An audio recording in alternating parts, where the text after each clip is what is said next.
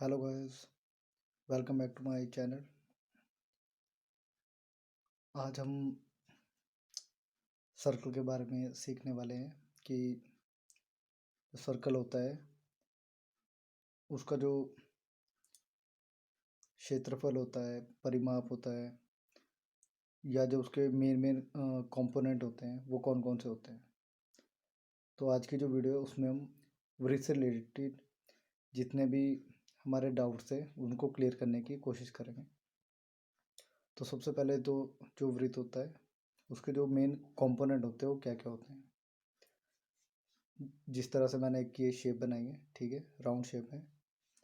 तो जो उसके सेंटर पॉइंट होता है उसको हम सेंटर बोलते हैं और हिंदी में बोलते हैं केंद्र बोलते हैं।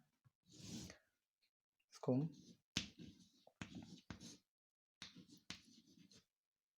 केंद्र बोलते हैं।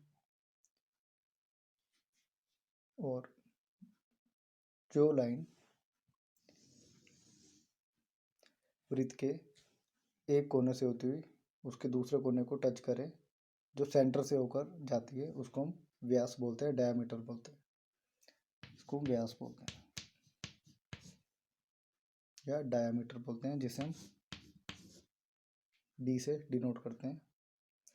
उसके बाद इसका जो एक और कंपोनेंट है कि अगर कोई लाइन या रेखा वृत्त के किसी भी सिरे से टच होती हुई सिर्फ केंद्र तक जाती है, सेंटर तक, उसको हम त्रिज्या बोलते हैं, जिसे हम रेडियस भी बोलते हैं, जिसे हम आर से डिनोट करते हैं। और जो हमारी त्रिज्या होती है वो हमारे डायमीटर की हाफ होती है। तो आर निकालने का जो फॉर्मूला है वो है D/2। तो जो सर्कल है, सर्कल में हमारा मेन ये तीन ही कंपोनेंट होते हैं, सेंटर, डायमीटर, रेडियस। जो हमारा व्यास, त्रिज्या और केंद्र, ये तीन ही चीज़ें इसमें इम्पोर्टेंट होती हैं।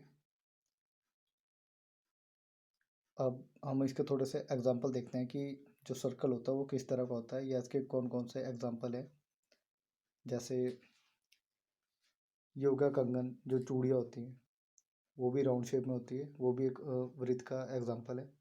उसके बाद जो टायर्स होते हैं, या साइकिल का टायर, गाड़ी का टायर, किसी भी जो हमारा व्हीकल है उसका टायर होता है, वो भी राउंड शेप में होता है, वो भी सर्कल का एक एग्जांपल है। उसके बाद जो ढक्कन होता है, जैसे बाल्टी का ढक्कन हो गया, कोई प्लेट होगी जो राउंड शेप में होती है, और जो भी कॉइन्स हम यूज़ करते हैं वो सारे राउंड शेप में होते हैं। तो ये सभी हमारे सर्कल के एग्जांपल्स हैं। अब हम बात करेंगे कि जो वृत्त होता है उसका परिमाप क्या होता है। परिमाप को हम परिधि भी कहते हैं कि वृत्त की परिधि क्या होता है।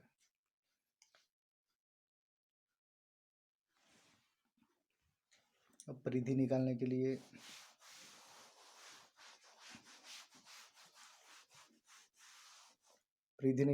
हमें सबसे पहले वृत्त के बारे में पता होना चाहिए कि वृत्त में कौन कौन से कंपोनेंट होते हैं और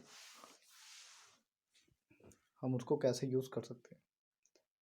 ठीक है, अब हम बात कर रहे हैं वृत्त की।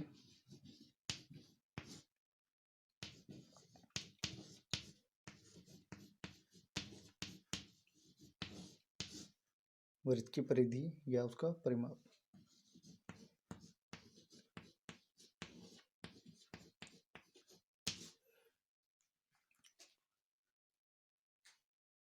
किसी भी चीज़ का परिमाप या परिधि वो एरिया होता है जो वृत्त के द्वारा कवर किया जाता है एक बार। ठीक है, और जो वृत्त का परिमाप होता है उसको निकालने का जो फॉर्मूला होता है, उसका सूत्र होता है, वो होता है 2 पाई और आर। ये फॉर्मूला वृत्त की परिधि निकालने के लिए हम यूज़ करते हैं। तो इसमें आर तो हमारा त्रिज्या हो गया, जो हमारा पाई है,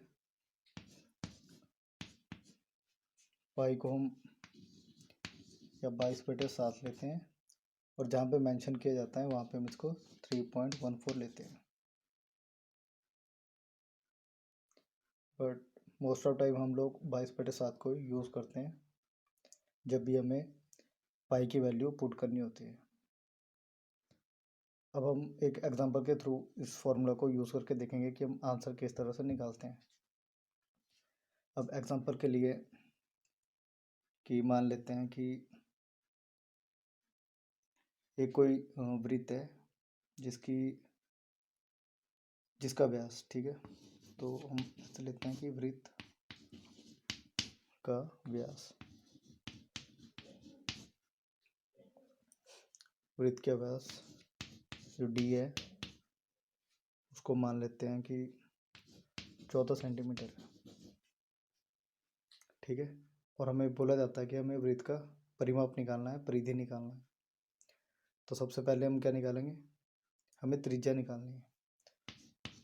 तो हमें त्रिज्या और ब्रैकेट में कर देंगे r इक्वल टू व्यास बटे 2। तो जो हमारा व्यास है वो है 14 सेंटीमीटर बटे 2।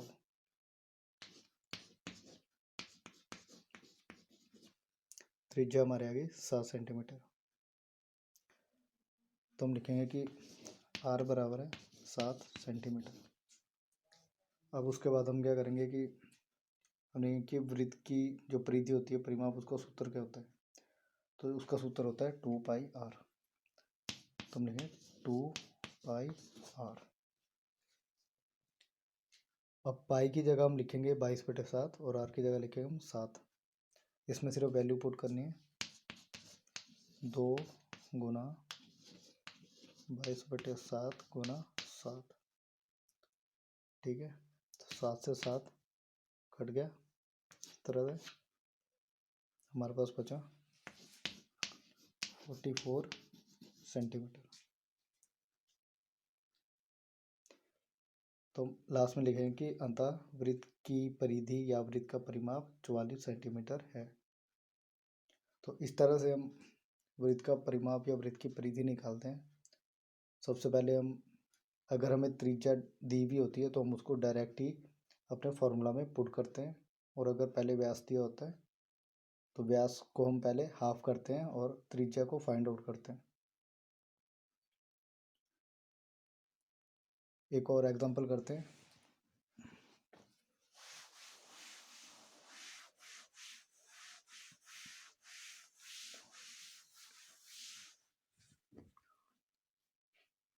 ठीक है, अब मानते हैं कि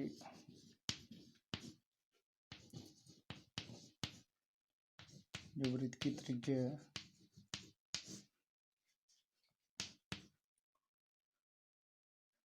वो हमारे 21 सेंटीमीटर है, ठीक है, और हमें वृत्त का परिमाप निकालना है।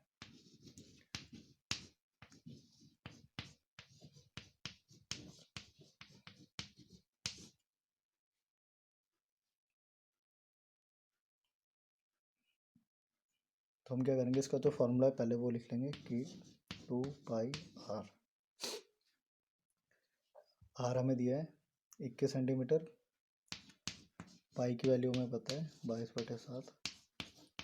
बस हम इसमें पुट कर देंगे वैल्यू और हमारा आंसर आ जाएगा 2 इंटू पाई की जगह लिखेंगे 22/7 गुना r की जगह लिखेंगे 21 सेंटीमीटर। सेंटीमीटर लिखने की ज़रूरत नहीं है, ठीक है। तो 7 से ये कट जाएगा, तो हमारे पास बचेगा 44 इंटू 3, हमारे पास आ जाएगा 132 सेंटीमीटर। तो लास्ट में आप लिखोगे द वृत्त का परिमाप 132 सेंटीमीटर है।